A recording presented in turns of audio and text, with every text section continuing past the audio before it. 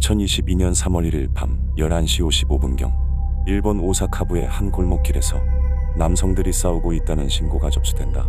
잠시 후 경찰이 현장에 도착했을 때 20세의 요시무라류가 의식불명인 채로 바닥에 쓰러져 있었고 나머지 인원들은 사라진 뒤였다. 그런데 현장 주변을 조사하던 경찰들은 현장에서 뜻밖의 물건을 발견한다. 그것은 약물로 추정되는 액체가 들어있는 작은 유리병이었고 요시무라류의 핸드폰을 분석한 결과 약물을 판매하기 위해 익명의 남자 3명과 만나기로 되어 있었는데 약속 장소는 사건 현장과 일치했다.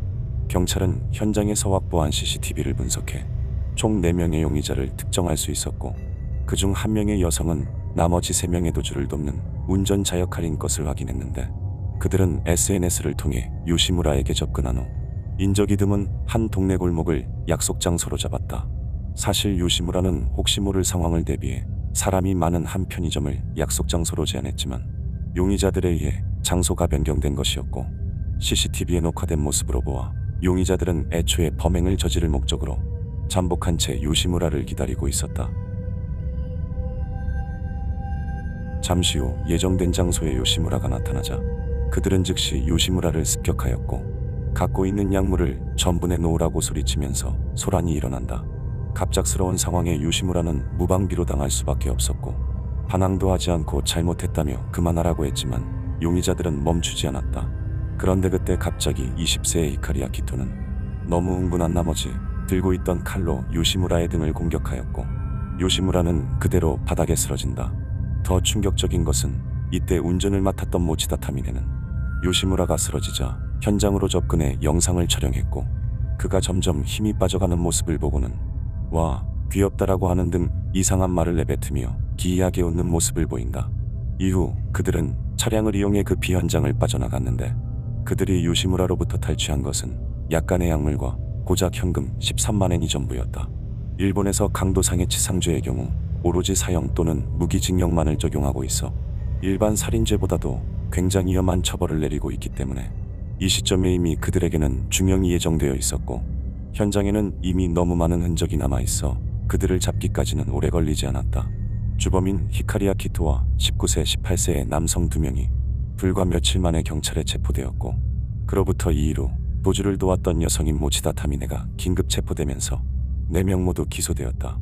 그리고 체포 과정에서 언론의 카메라 세례를 받은 모치다 타미네는 카메라를 향해 손가락 욕을 하는 등 굉장히 반항적인 모습을 보였는데 그녀는 인플루언서이자 래퍼로 활동하면서 쇼핑몰을 운영했었지만 점점 돈벌이가 되지 않자 어둠의 세계로 빠지기 시작했다. 모치다 타미네는 범죄를 통해 마련한 자금으로 인스타그램에서 명품과 돈을 과시해왔는데 그러던 중 자칭 래퍼인 히카리 아키토와 연이 닿게 되었고 이후 10대 남성 2명을 섭외해 함께 범행을 저지르게 된 것이었다. 결국 2022년 12월 사건을 주도한 히카리 아키토는 징역 22년을 그리고 도주를 도왔던 모치다 타미네는 징역 20년을 선고받았고 히카리 아키토와 함께 현장에서 공격에 가담한 2명의 10대 남성 이와카와 그리고 아세치는 당시 소년법을 적용받아 실명이 공개되지 않았었지만 범죄의 정도가 너무 중하다고 판단되어 실명이 모두 공개되었다. 그리고 두 사람 또한 히카리 아키토와 모치다 타미네와 같이 각각 부정기형 10에서 15년형이라는 중한 처벌을 받으면서 전원징역형으로 사건은 마무리되었다. 2015년 4월 자신의 물건을 돌려주지 않은 것에 앙심을 품은 소녀가 친구에 대한 복수를 목적으로 땅속에 매장할 계획을 세운다. 일본 지바현의 후나바시 이 지역에 살던 18세의 소녀 노구치 아이나가 그리고 소녀 A는 같은 학교를 다니는 친구로 한때 굉장히 친한 사이였지만 작은 사건을 계기로 점점 사이가 멀어지고 있었다.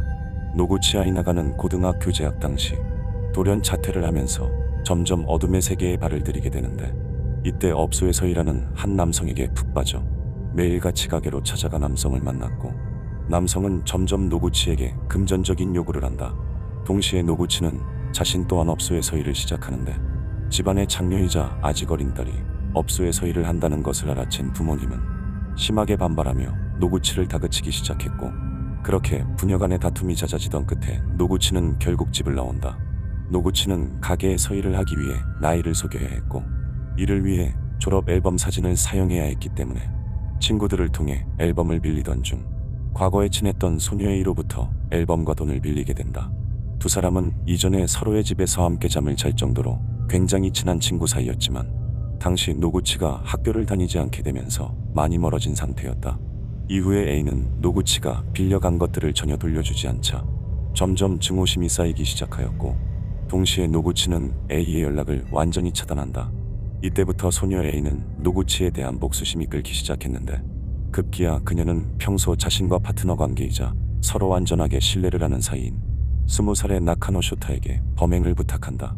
두 사람은 처음 계획부터 노구치를 매장할 생각이었고, 이에 적당한 장소를 물색하기 시작했는데, 이때 추가적으로 20살 이데유키가 범행에 합류한다. 그들은 범행에 사용할 장비를 하나씩 준비하였고, 노구치를 결박할 때 사용할 밴드와 테이프 등을 구매한 뒤 나카노 쇼타의 친족이 소유한 밭을 범행 장소로 정한다. 그들은 삽을 이용해 미리 구멍을 파두었고, 그 깊이는 1에서 1.5m 정도로 웬만한 소녀가 들어가 앉으면 보이지 않을 정도의 깊이였다. 모든 준비를 마친 그들은 당장 다음 날인 4월 19일 밤에 렌터카를 빌려 노구치를 찾으러 다녔고, 평소 알고 지내던 17세 소년 또한 범행에 가담하도록 만든다. 지인으로부터 노구치의 현재 위치를 듣게 된 그들은 즉시 그녀가 있는 곳으로 달려가 노구치를 발견하였고, 그렇게 밤 10시경 노구치를 차에 태우는 데 성공한다. 그녀가 차에 탑승하자 그들은 즉각적으로 노구치의 지갑을 빼서 현금을 갈취하고 팔과 다리 그리고 얼굴을 밴드와 테이프로 감으면서 앞으로 너는 죽을 거야 라고 말한다. 잠시 후 노구치는 미리 준비해둔 구멍 안으로 옮겨졌고, 그들은 노구치를 우선 약간만 묻어두려고 했는데, 이때 막힌 테이프 사이로 목소리를 내는 것이 가능했던 노구치가 굉장히 간절하게 도움을 청하며 큰 소리로 울기 시작하자 범행이 발각될 것을 우려한 이들은 급히 구멍을 전부 덮어버린다. 범행 후 그들은 빠르게 현장을 떠났는데, 이때 그들의 등 뒤에서는 계속해서 노구치의 소리가 희미하게 들렸다고 한다.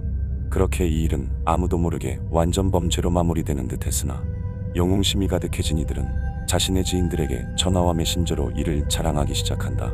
그 설명은 꽤 구체적이었고, 범행의 방법이나 위치까지 상세하게 말한 뒤 비밀 유지를 부탁했는데, 이 중 일부의 사람들이 경찰에게 이를 신고하면서 4사람의 범죄 행각이 세상에 알려진다. 결국 범인들은 경찰에 모두 체포되었고, 범행에 가담한 소년을 제외한 모두가 무기징역을 선고받았는데, 이후 전 인원이 항소와 상고를 하였음에도 재판부는 이를 모두 기각한 뒤 무기징역을 확정한다. 그리고 경찰에 의해 발견된 노구치는 부자연스러운 자세로 싸늘하게 식은 채 축 처져 있었고, 그렇게 이 사건은 허탈하게 마무리되었다. 2020년 8월의 어느 주말 저녁, 후쿠오카에 위치한 마크이즈 후쿠오카모모치 쇼핑몰에서 큰 비명이 울려 퍼진다. 곧 눈에 들어온 남자는 길이 19cm의 흉기를 들고 1층 여자 화장실에서 나와 멍한 얼굴로 천천히 걷고 있었고, 그의 손과 옷에는 붉은 혈액이 수없이 튀어 있었다. 이 남자는 당시 15세의 중학생으로 잠시 주변을 둘러보던 그는 근처에 있던 여아에게 달려들었는데, 이때 한 남자가 그를 막아서면서 흉기를 빼앗는다. 이후 경찰이 현장에 도착해 그를 제압하였고, 그는 아무런 저항 없이 얌전하게 체포되었지만, 바로 뒤쪽의 여자 화장실에서는 또 한 번의 비명소리가 울린다. 그곳에는 신체 여러 부위를 수차례 공격당한 여성이 바닥에 쓰러져 힘겹게 헐떡이고 있었는데, 그녀는 당시 21세였던 요시마츠 미사토라는 여성으로 후쿠오카 종합병원으로 빠르게 이송되었지만 출혈성 쇼크로 인해 목숨을 잃게 되었다. 앞서 체포된 소녀는 여성을 살해한 혐의로 조사를 받게 되는데, 그는 미사토와 전혀 일면식도 없는 관계로 갑자기 여성의 흥미가 생겨 성충동으로 미사토를 따라갔다고 한다. 그 후 미사토가 화장실로 들어가자 그곳에서 이해할 수 없는 범행을 저지른 것인데, 사실 이 소년의 인생은 굉장히 평범치 못했다. 그는 초등학교 입학 후 지속적으로 형과 어머니로부터 성적 학대를 받아왔고, 이로 인해 본인 또한 성적인 욕구가 비정상적으로 빠르게 커졌다. 거기다 아버지의 폭력과 불륜으로 부모님이 이혼하면서 그는 아동보호시설로 보내졌는데, 그곳에서 그는 시도 때도 없이 폭력을 휘두르거나 주변에 누가 있든 상관하지 않고 아무데서나 스스로 행위를 하는 등 굉장히 비정상적인 행동을 한다. 전문가들은 이를 두고 어린 시절 학대로 인한 하이퍼섹슈얼리티, 즉 성욕과 다증을 의심하였고, 다중인격 증세를 보이기도 해 그의 인격 형성에도 이상이 있음이 확인된다. 결국 자신의 어머니와 마찬가지로 발달장애가 생긴 그는 가족으로부터 버림받아 초교 3학년부터 중학교를 졸업할 때까지 정신병원, 자립시설, 소년원 등을 전전하게 되었고, 그러던 중 갱생보호시설을 무단으로 빠져나온 지 2일 만에 후쿠오카에서 범죄를 저지른 것이었다. 그리고 법정에서 그는 앞서 일을 당한 요시마츠 미사토를 따라 화장실에 들어갔을 때 여성은 자신을 보고 굉장히 놀라는 표정을 지었고 곧 흉기를 손으로 잡으며 자수를 하라고 권유했다고 한다. 그런데 이때 그는 자신을 거부하는 미사토의 모습이 과거의 어머니가 자신을 부정했던 모습과 겹쳐 보이면서 충동적으로 범행을 저질렀다며 사과하였다. 결국 그는 2022년 7월 징역 10에서 15년의 판결을 받았고, 유족들은 얼마 전 정상적이지 못한 소년을 퇴원시킨 소년원에 손해배상을 청구한 뒤 결과를 기다리고 있다. 이번 영상은 잘못된 판단으로 인생의 황금기를 통째로 날려버린 3가지 케이스를 모아봤습니다.